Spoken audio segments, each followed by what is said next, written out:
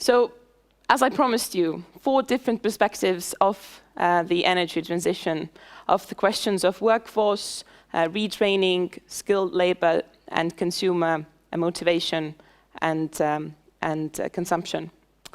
We're starting off with industry. So what are the greatest challenges for the industry related to the decarbonisation of the economy and digitalisation of electricity grids? On the topic of digitalisation and decarbonisation of the economy, challenges from practice, we bring to you today Hando Sutter. Hando Sutter is a board member of the Eurelectric and has served as a chairman of the management board of Nfit since 2014. Prior to that, he has tremendous experience from being in the management teams of different regional companies from different sectors. He is also the chairman of the management board in the Union of Electricity Industry in Estonia. Again, I encourage you to listen to the industry viewpoint we're presenting you today, and also check out the Q&A, ask questions, and after Mr. Sutter's presentation, we will look at some of the questions as well. Yeah, good morning. It's my pleasure to be here this morning with you and share some reflections from the practice as it was presented. And we are talking about decarbonisation and the digitalisation and how those two things are interconnected in my view. First of all, let me tell you a couple of words about the company, Nfit. So we are a dinosaur company established a long time ago. As you can see, is it good or bad? That is another question. We are active in 5 markets in the Baltic Sea region, from Finland, Estonia, Latvia, Lithuania, and Poland. We are 4,500 people dreaming to reach 1 million customers in our markets. We have been investing a lot. We are making almost 1 billion euros sales revenues yearly, and we are still profitable. And then below you can see the fields of our activities. And as I used to introduce ourselves to my European colleagues, that we are small, but we are doing everything. You see our fields of activities as they are here.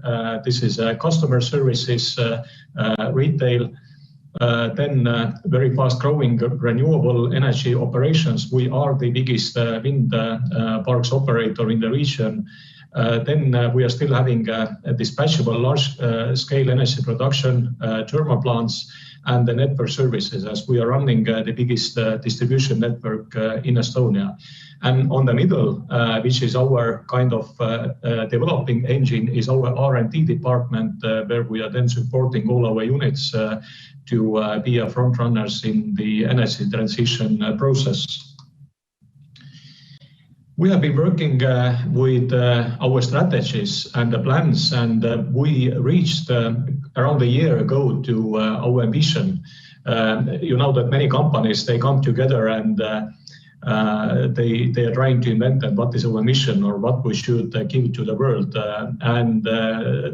Actually, our ambition statement was an outcome of our strategic debates, and here it is. So that we want to be providing customers useful and handy energy solutions, which is a comfort and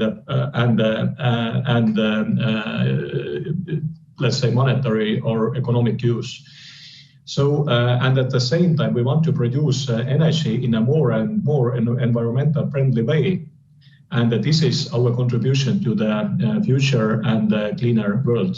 So we feel that if we are useful for the customers and we are able to still produce our energy in a more environmentally friendly way, then this is something which makes us useful to a society. Then our strategy, it's in a one slide where we want to reach in 5 years, as I said, on a customer services segment, we want to be a leading company in a region and reach to 1 million happy customers.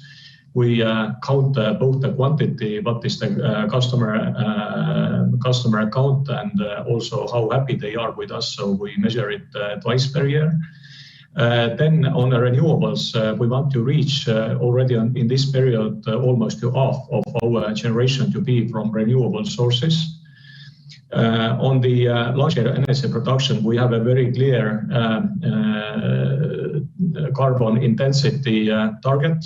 So our carbon intensity has been coming down yearly basis, and last year's especially very, very fast. But still we want to offer then to the system dispatchable generation and be able to balance the system when it's needed.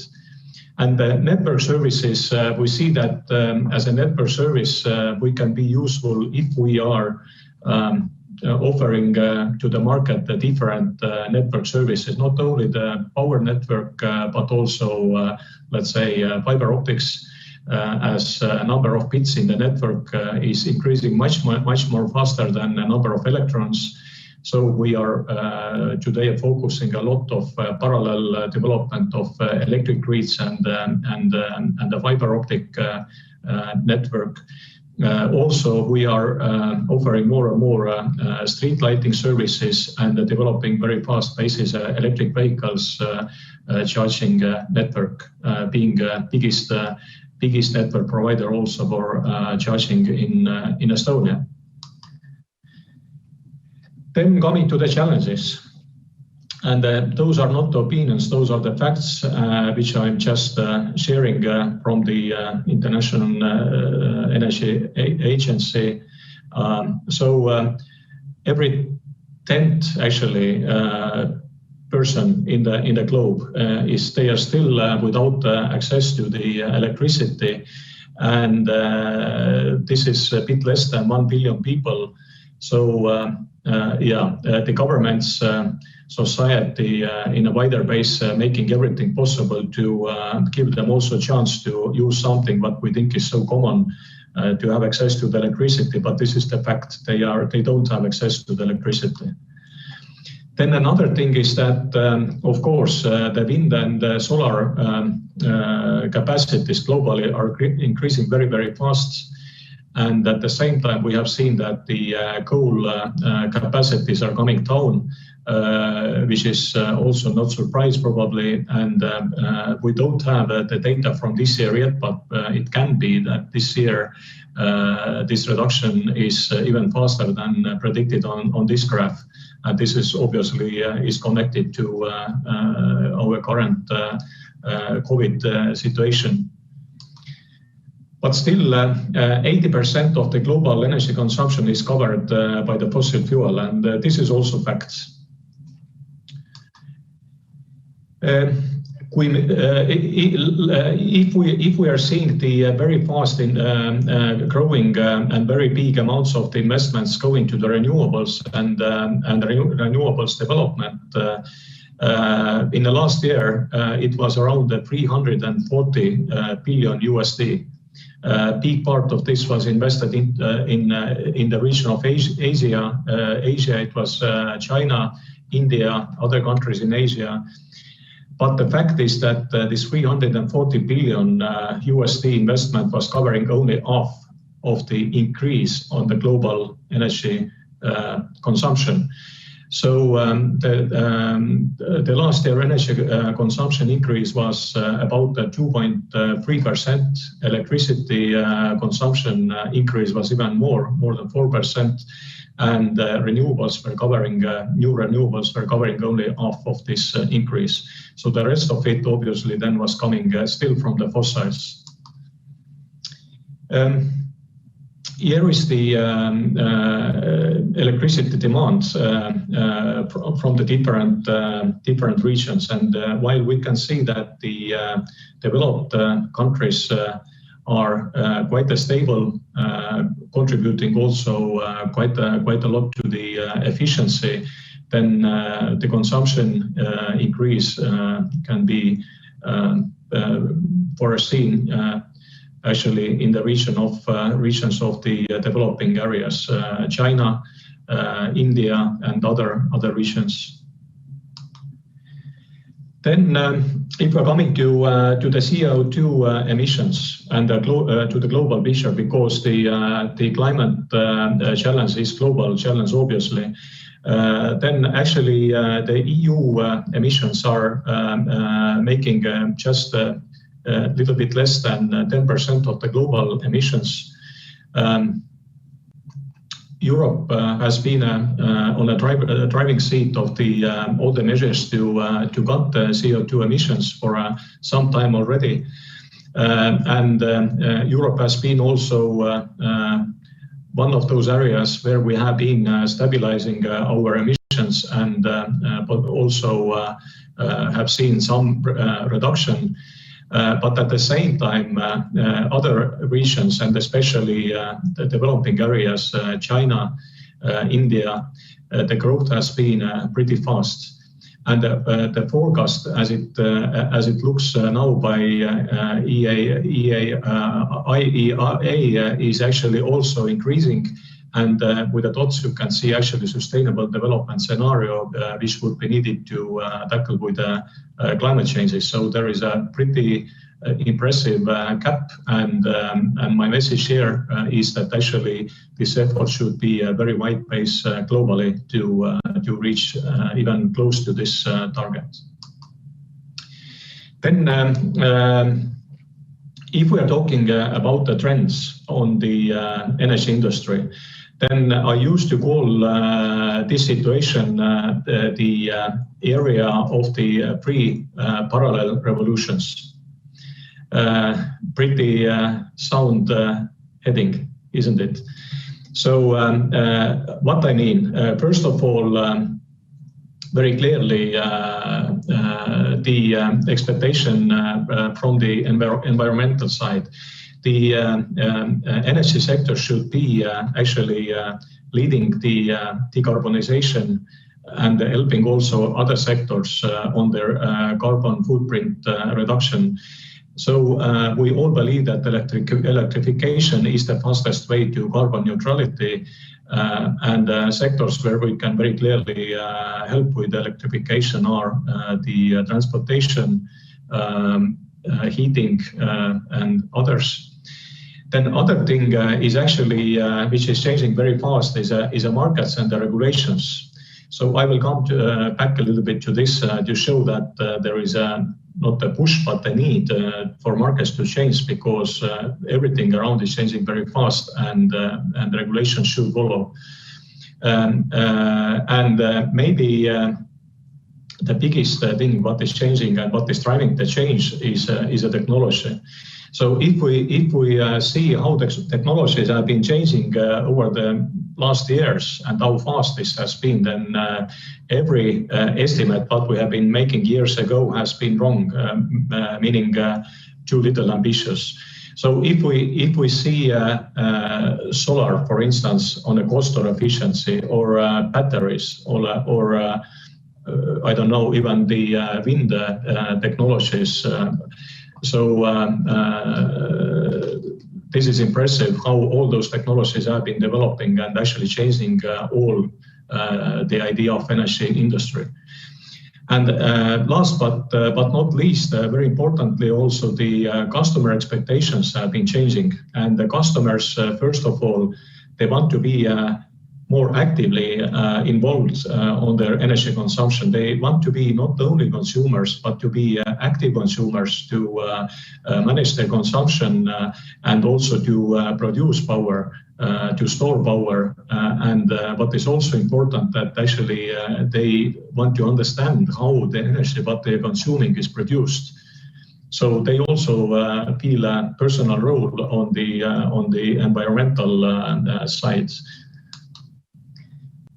Then if we see how it looks in Europe, so in Europe, actually, according to this graph by Euroelectric, the trends are pretty good. If we take a nuclear and the renewables, then it's already close to 60% on the generation mix. 2020, obviously, on the reasons which are not exactly from energy industry, the trend is even better. But we see that if the further to 25 and 2030, the fossils role on the energy mix will reduce remarkably. And also, if we see the emission reduction in a bigger picture, then we can see that the electricity sector has been leading very clearly the reduction of the CO2 emissions. But we don't see that other sectors, I mean here other industry and especially transport, has been following the same path. But if we want to make sure that we are reaching those quite ambitious CO2 reduction targets, what we have been taking here in Europe, then actually all the sectors have to take steps to reduce the emissions. And as I said, electricity and electrification can be a very clear opportunity here. So coming now to this energy world. This is the picture of how we used to know it. So this is a big power station. There is a transmission grid, there is a distribution grid, and the consumers. So this has been a pretty simple way, very often regulated. All those elements are regulated, and the customer to trust all those entities, not too many, but even very often vertically integrated and the regulated prices. But today, this picture looks much different. Here is how we would describe it with the many elements already existing and 10 elements on the way to develop. And as you can see, that in a circle, in the blue circle, in many instances here is one person. This is the customer. And actually the customer is on the middle of all those important parts: smart home, smart charging, smart building, smart city, and a flexible industry. The system is becoming much more complex, and it will be absolutely clearly not possible to manage all of this manually, even not from the one location, but this has to be quite a complex hybrid system. We have been designing here a virtual power plant as a middle. This is actual platform what we are running already. This is the platform which is able to take all together all those parts of the system and make sure that all those instances, all the stakeholders are getting the right input and output at the right time. So, and the time is also important because very often the time needed to transaction and the transfer of the information is milliseconds actually, not minutes or hours. So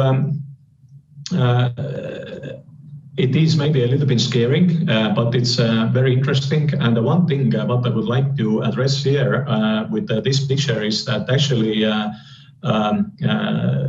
try to imagine of all those cooperations of different sectors and the industries what are needed to run successfully such kind of system.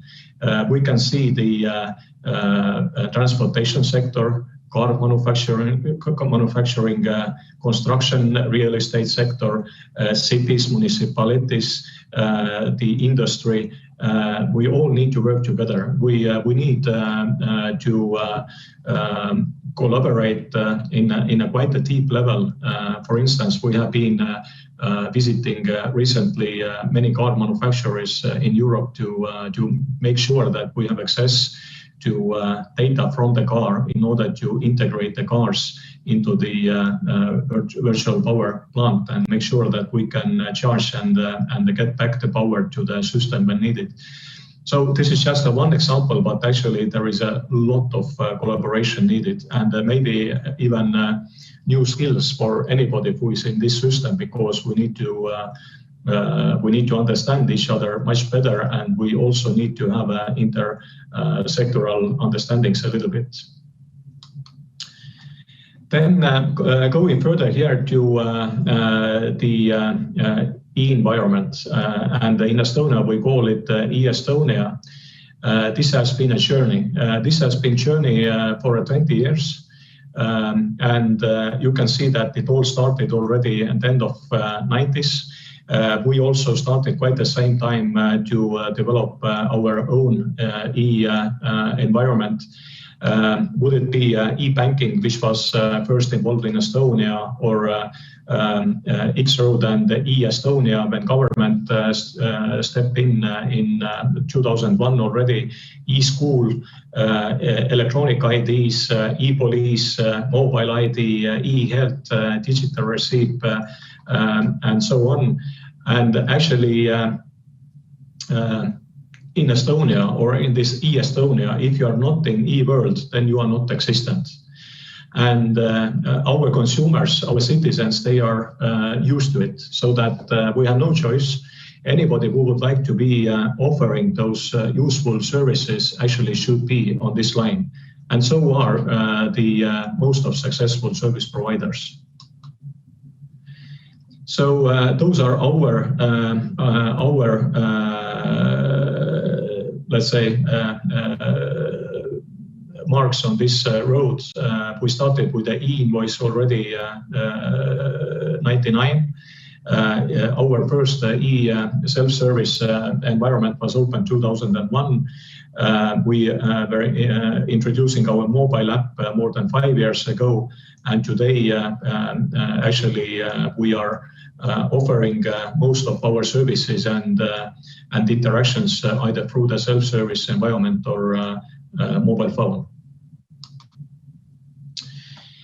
What we have achieved, this is our kind of, I would call it scorecard, and Estonia was probably, I can't say exactly the first, but one of the first countries on the globe reaching 100% smart metering.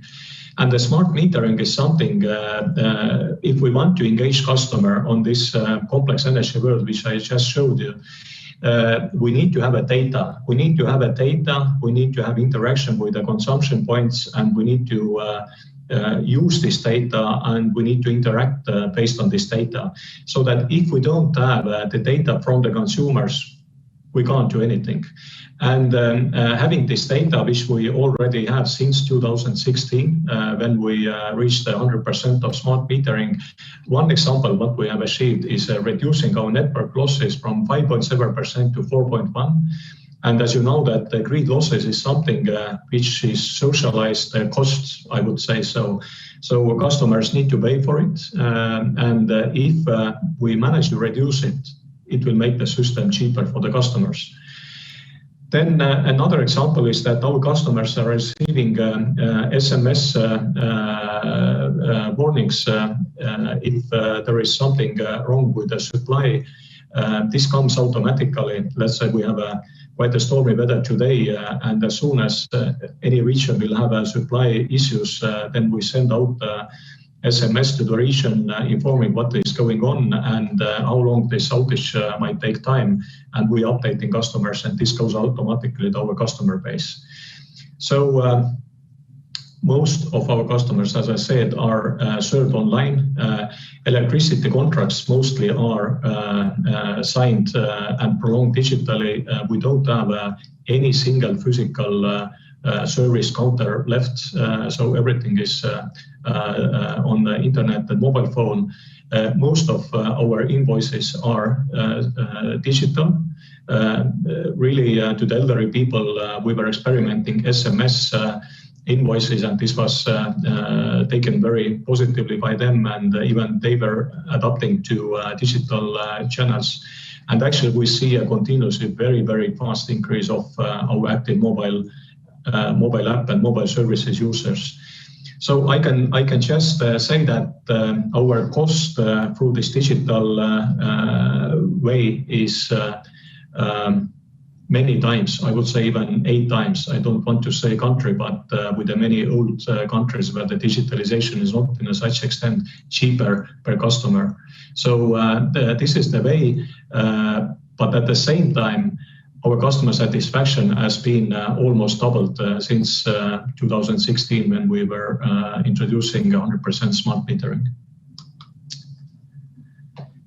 So digitalization, what it is, how we understand it, and how wide-based it is. We are having customer-related services. We have trading as a back-office services, energy production, both on the thermal and the renewable generation network services, and then actually as a horizontal line, you can see that what we need to do to digitalize those areas. We need to create value from data. We need to sell the IT products to our external customers. We needed digital platforms and architecture. Architecture extremely important because we need to go ahead with architecture a few years in order to safeguard that we can still develop fast pace. Then very, very important, cyber and information security. I think that here, when this energy world is going more and more into internet and the cloud, this topic will be increasingly important. And of course, modern working environment, we can't be innovative if we are working with outdated tools. And actually, our focus is on the agile development. We need to learn on doing or developing the process and be able to adapt very fast. We need to increase the organizational digital innovation capacity through a piloting, and we are using E-Lab concept. This is basically like a technology scouting on the digital world. Then the best international practices has to be implemented in favor of the customers. This is something what we're doing constantly. So if we imagine the digitalization as building a house, then let's see what we have done and where we might be today. First of all, of course, the regulations. Regulations should be there. This is the foundation. And let's say like in Germany, where it's a political consensus that collecting data is a threat and it cannot be done. It is very difficult to do something countrywide with the data. But very often also the regulations are used as an excuse not to do something so that it can be both ways. Then the next thing, smart meters, data hub, very important is a data hub. You need to make this data available, otherwise it's no use to have a smart meters. Big data and use of big data. Smart grid is a next step to use the big data and put algorithms on top of this, and the online customer service. So this is where we are at the moment as we feel it, so that we just say that we have concluded the first floors of this basement and the first floors, so that we are not far ready yet. What are the next steps? This is something what we are trying to invent all the time, and there are things what we don't know yet, and there are things what we don't want to speak loud yet, because we want to obviously surprise our customers and competition as well. Estonia has a global test lab for a new disruptive energy services. Why not? So Estonia is a small country, small enough to be fast, but big enough to be a valid test base. So that we have a 100% smart grid and the smart meters enrollment. We have a very well functioning data hub, online customer services, digitalization of production, and opportunity to test on small scale, but the live pilots. So that actually I can invite anybody, any service provider to come and test it in Estonia. It is doable, and many companies from different countries have been doing so, coming here to see our experience and also test the potential solutions. This is our digital customer experience looks like on the mobile phone, so that you can do almost everything from a mobile phone. You can follow the market online. You can see the market hourly price. You can see how you're consuming against the price. You can see that volatilities on the 24-hour base are very, very wide. Prices are varying, at least in our regions, between 0 and 200 euros per megawatt hour in 24 hours. And accordingly, any customer can adjust the consumption. Then we are giving all the notification possibilities. Customers can set it up, and then finally all the billing can be also done through the mobile phone and paying the bills at the same time. Of course, we are moving ahead. We want to reach the level where customer is just setting a comfort zone, and then the algorithm doing the rest for the customer, including the demand side response and other things. Little bit about the people as well. We have been reducing our labor force quite remarkably since last years. And at the same time, one department has been growing constantly, and this is our IT and system development department, so that in our headquarters, almost every second colleague is occupied in IT or related sectors. Sometimes I ask myself that what is the company I'm working in? Is it still energy company, or we are the IT company? We will see, but at least IT is playing a crucial role, and the structure of the people whom we are working together has been changing pretty fast, and I assume that this change might continue, maybe even at the same speed. Then the other thing, what we have been taking extremely seriously is a cooperation in R&D focuses and R&D focus areas with the partners. And the partners here, I mean very clear the universities, both local and international, startups, other technology developers, software companies, small and big. But the very important is that we are transparent to presenting them our focus areas. So you can see some of them, we are transparent with our focuses, so that anybody who would like to cooperate with us, we have been trying to make it extremely easy. Because you know the huge energy companies, they are like elephants, so that you can push them as much as you want, but they don't move. But here we want to be a little bit different. We want to be transparent with the areas where we are actually inviting anybody to cooperate in our developments. But how to make this cooperation real and constructive with educational institutions? Again, I don't mean here only universities, but from elementary school up to MBA and doctor programs. This is a contribution to study programs where those should be from the real life. Very practical, and so that academic side should see that they are really contributing to solving real problems. Then traineeship and the chances for people who are studying to make their first steps in real life, in real operations, in real development, solving the real problems, and having as soon as possible the contact to industry. We are giving traineeship opportunities for 200 plus young people annually. Then visiting schools, universities, and being as a lecturers with colleagues. Myself, I'm trying to be at least once per quarter in different schools and the different levels. This is also very good to keep yourself in a good shape, and all the different R&D cooperation projects what we're doing in quite a big scale. And then, we believe that what makes a real impact is us and we call ourselves here energy heroes. Energy heroes are actually the ones who are making this transition possible.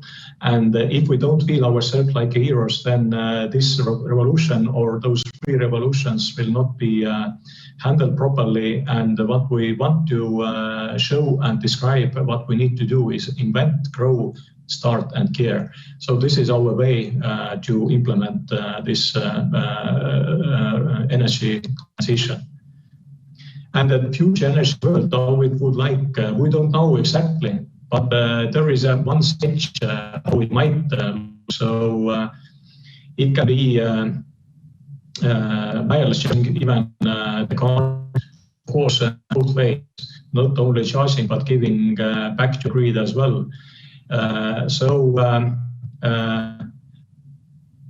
It can be that the cars will start to earn money, not only they spend money for the customer owners, because we can handle them as batteries on the wheels. So the charging can be supplied with a local production, solar, let's say on the rooftops, the micro, and so on. So those are just a few visions, but most important thing, it should be one-stop shop, and it should be comfortable for the customer. And as I said, the system cannot be managed manually. We need a lot of support from the IT algorithms, artificial intelligence, and so on. So this is one possible vision of the future energy world to be. And anybody who is now listening can contribute to our R&D process or be part of this. You are welcome. We have an idea hub where we wait and welcome any idea to work together. Idea hub at Nfit.com is waiting those ideas. We have today more than 1,000 ideas already collected, 50-50 from inside and outside of the company. And many of those ideas are already implemented in a good cooperation with our partners and have been benefiting our customers and making the world to be a better place to live. Thank you very much for listening. If you have any questions, ready to answer. Thank you, Mr. Sutter.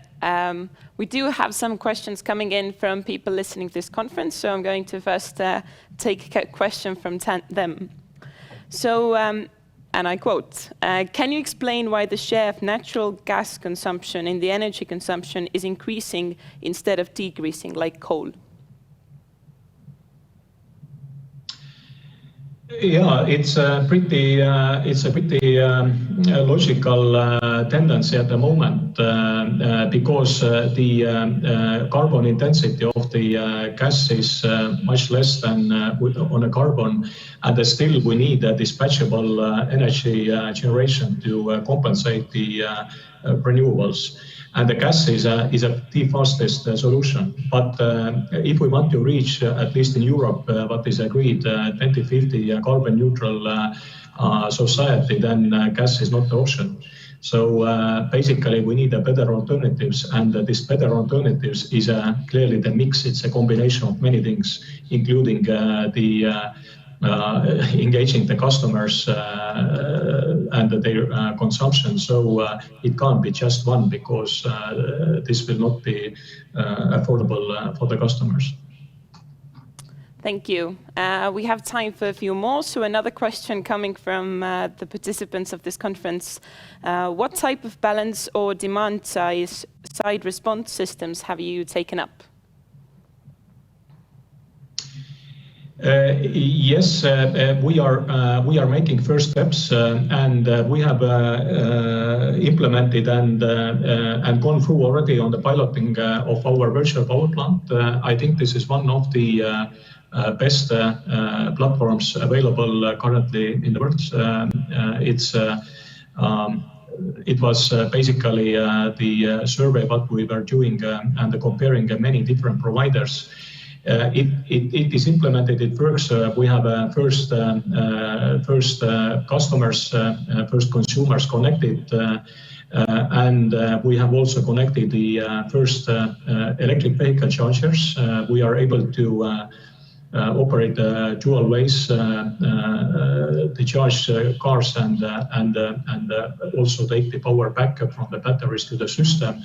And actually, I'm pretty proud that we are piloting a first automatic frequency setup to the Finnish system operator Fingrid at the moment, which is allowing even the wind parks to operate as a part of supporting frequency for the Finnish transmission system.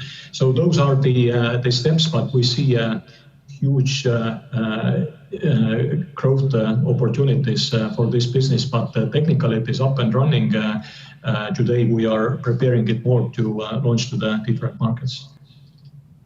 Thank you. So this is the time for this session. Thank you a lot for Mr. Sutter, and I hope all of the participants got what they asked for, got what they needed. So just to remind you that we are taking questions through WhatsApp. If you listen to the presenters, then on the right side of the screen, you have the option of clicking to Q&A. So we advise you to ask questions through that. You can ask questions through chat, but it's more easier for everyone if you try the Q&A possibility. And we will be taking questions from there as well.